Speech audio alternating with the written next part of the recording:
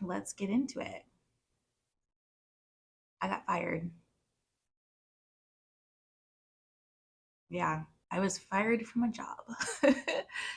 uh, so like, how did I get here? Um, I basically I want to tell you guys like, what led up to me being fired, what I've basically been doing in the meantime, because it's been 5 months since I was fired. So I've been unemployed for 5 whole months. And I'm doing a lot better now than I was 5 months ago. But I figured, it'd be helpful for you guys to hear like what I went through and what kind of helped me get through it. I guess I'm like finally ready to talk about this. I have been like nervous to talk about it for a while. It's been like a roller coaster of emotions, and I also didn't want to talk about it when I was like really still upset. And I didn't want to say anything bad about anyone. I didn't want my employer to see the video, things like that. At this point, I don't care anymore. Um, and I also just needed like time to process like what happened. So I think now, after about 5 months, I feel like I'm in a much better place to understand like what happened and why it happened and all that kind of stuff. So I'll kind of talk about that a little bit more. But so last I left you guys, I had just moved to Virginia. I was living with my brother and sister-in-law in their house, and now I have my own apartment, which I love. I love the space I'm in, thankfully. Right after I moved to Virginia, I got a new job. I was working at a biotech and life science PR agency. So they basically do public relations for biotech startups who need to get into the news. It started off really well. I think it felt a lot better than the last place I was at. So if you check out my video where I talk about quitting after 6 weeks, that agency, that marketing PR agency, was really hectic and crazy. And it was a lot bigger than this one I'm talking about in this video. But like this agency didn't feel like that. It was smaller. Things felt a lot more calm. I thought that they had all their crap together, and it felt better. So yeah, I was really looking forward to joining the team and just working with everyone. Everyone seemed really nice, and it was for a long time.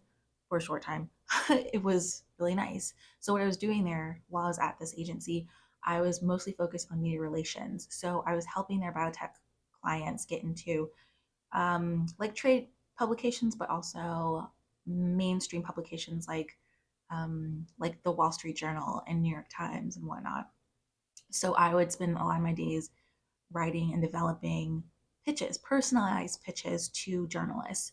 It worked out for a little bit, um, but then things kind of just got weird. Things got really bad after one of our clients, who I felt was, they were asking for a lot all the time, like way too much. And they were asking for more than we could offer them as an agency as a whole. They had a event at the White House that they were going to, and it coincided with the account lead. She was going on vacation to Europe, and so I was basically the lead on the account for while she was gone.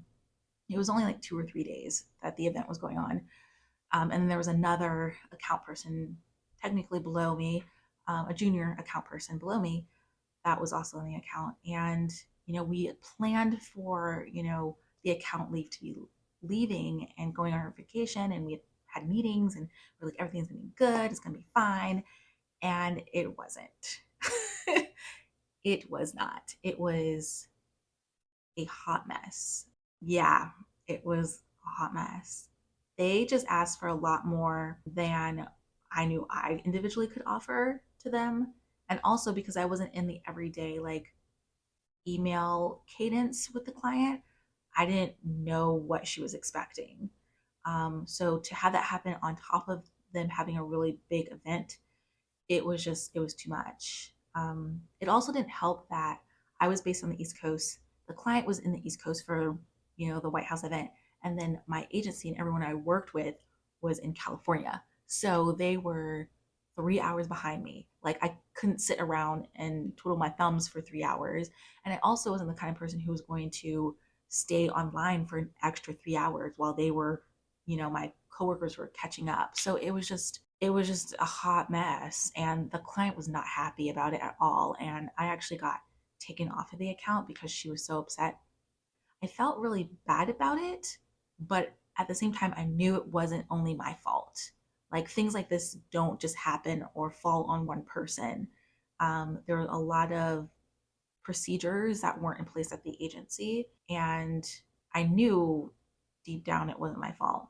And it's funny because I talked to the CEO after the whole event. He wanted to get my take on it. He was like, I commend you for not quitting. And I'm like,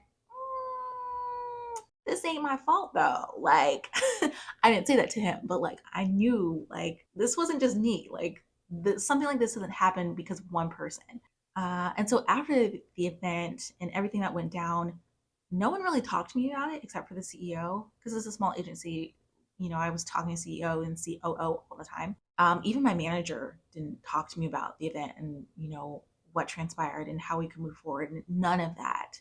And that should have probably been my first red flag. So, like, I took it upon myself to actually write out what went wrong, where I personally went wrong, and how we could work on it as a team to move things forward. And I drafted that up and I sent that to the CEO, and he was like, "Cool, this is great. Share it with the COO." And I did that, and nothing happened. Like again, I even like my manager didn't even talk to me about it. So there was no like, you know, reflection about what could be done better in the future. Yeah, it was just the whole event. Oh my God, they're power washing my building like right now. Sorry if it's about to get loud. Hopefully, I'll finish this real quick. You know, in the weeks after that, things felt even more off. So, you know, I'd do tasks, I would do things, and then I'd ask, oh, how can I help out with X, Y, and Z? And they, like, anyone I work with would be like, oh, no, we don't need help. That's good. We're good. So I was constantly in a state of anxiety because I didn't like I felt like something was off. Like I knew I had a feeling they were gonna fire me. I did. I was just like, this is not right. Like they're not trying to fix the situation. No one's talking to me about it. Like I just knew in my gut it was gonna happen. And about I'd say a little over 90 days into the job, I got fired. Yeah, I got fired. So how did I get fired? Uh oh my gosh. They are seriously power washing right now. I don't think I can film through this. All right, we gotta take a break and I'll come back. All right, we're back. Hopefully they're done. I think they're done. We'll find out. Otherwise, I have to stop again. Where was I? So, how did they fire me? Good question. So, it was a little over 90 days in, and one day, I think it was a Wednesday. Yeah, it was a Wednesday. I get Slack message from the HR person, and she says to me, "Can you join this meeting right now?"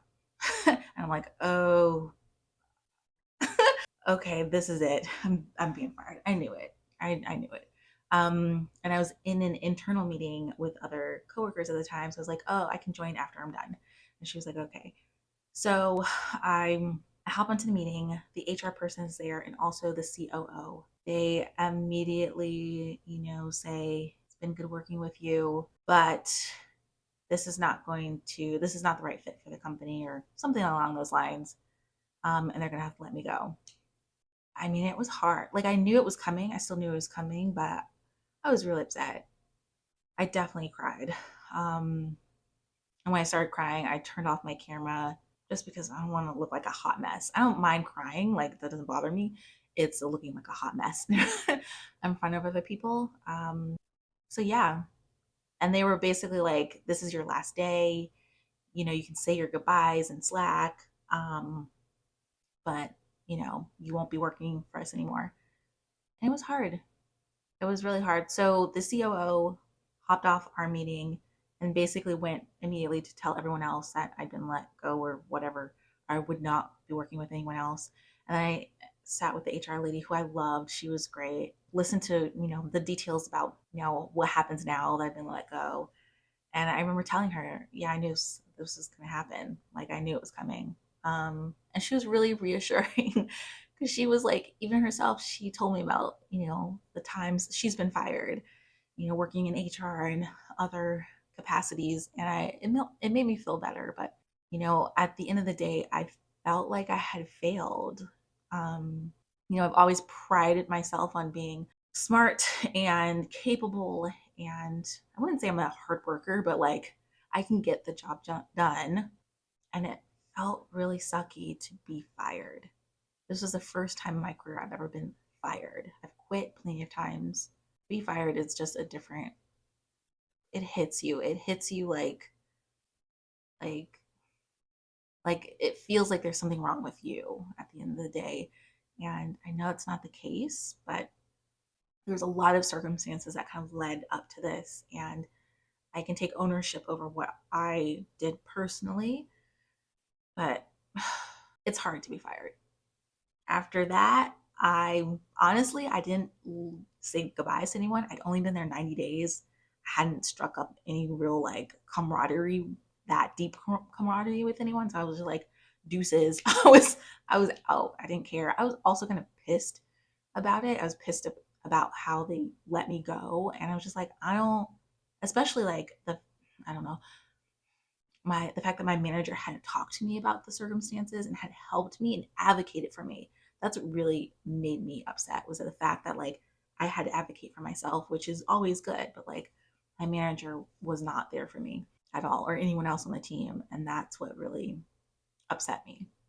So yeah, it was just a lot. So in the 5 months since then, I have learned a lot about myself, and the one thing that I really learned was about what kind of headspace I was in during that time. I had moved across the country by myself, changed my state residency, bought a car, was looking for apartments, living with family. It was a lot. Like I was completely upending my whole life, also starting a new job. And it was too much. And that's what I kind of realized is like, I am fully capable of a lot of things, but I have my limits, and that was my limit.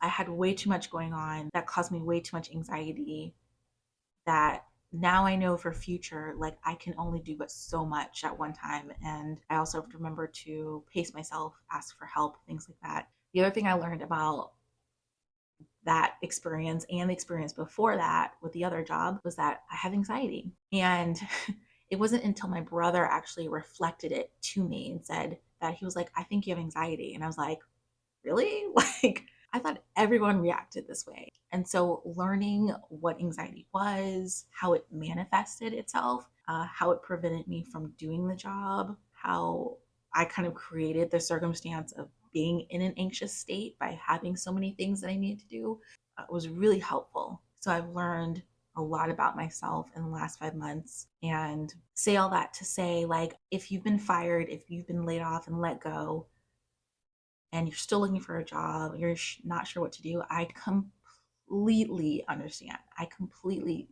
empathize with where you are right now. It's rough out there. It is hard to find a job. It's really tough right now. There are a few things that I have learned in the last few months of being unemployed and looking for work that I've found have been really helpful.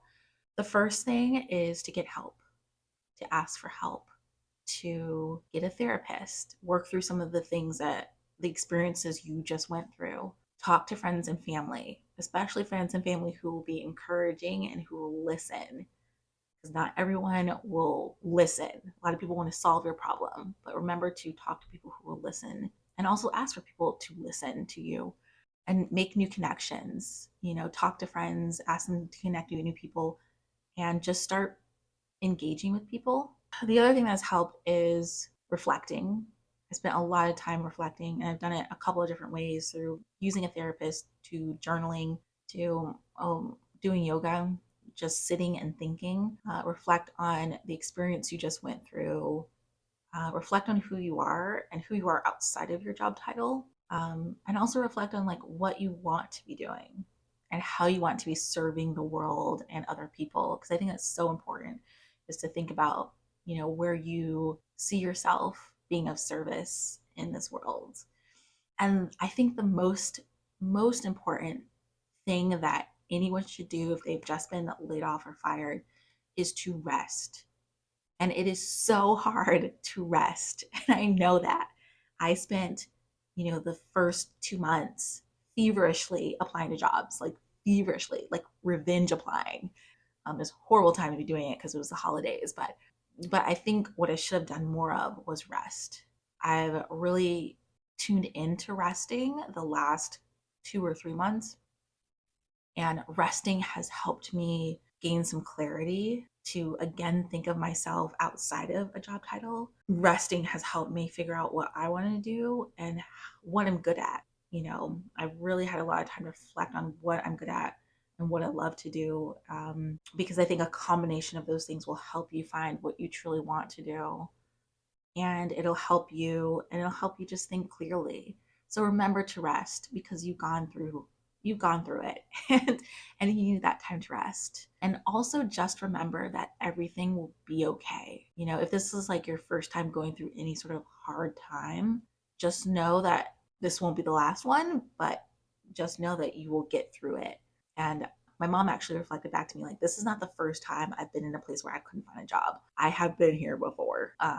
Right after college, after I did AmeriCorps, I couldn't find work. And I lived with my mom for a couple of months, like 3 months, 4 months, something like that. I don't even know how I survived. I don't know. She must have paid for everything because I didn't have any money.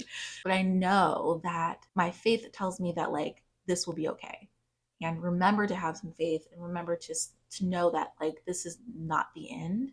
And this is really hard right now, but it gives you an opportunity to reflect and slow down and think about what's next for you. Those are my suggestions on what to do if you've just been fired or laid off. And I hope you find some reassurance in that. Just in case you're wondering what I'm doing right now, I am obviously making YouTube videos again, which I'm so excited about doing. I've also been thinking more about freelancing in the last couple weeks. So I have been putting up freelancing profiles, but in the meantime, I have actually kind of started my own business. This is not the first time I've started a business. I have an LLC.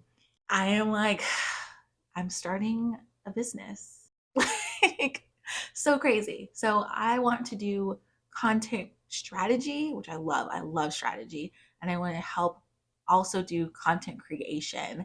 And any sort of company who has scientific or technical content that they need strategy work on, or they need help creating social media posts, anything like that. And that's what I love to do. And I'm super excited about it. I cannot wait to see what happens with it. And it feels like the right thing to do. Like I feel it in my gut. My intuition is telling me to move forward with this. I'm super excited. And I want to take you guys along the journey. So that's part of the reason why I started my YouTube channel up again, is to show you the day in the life of being unemployed and also starting like a small business. So I hope you guys enjoy the videos. If you have any questions or comments about being unemployed or being fired or what to do next, leave a comment below and I will get back to you. And until next time, I'll see you guys.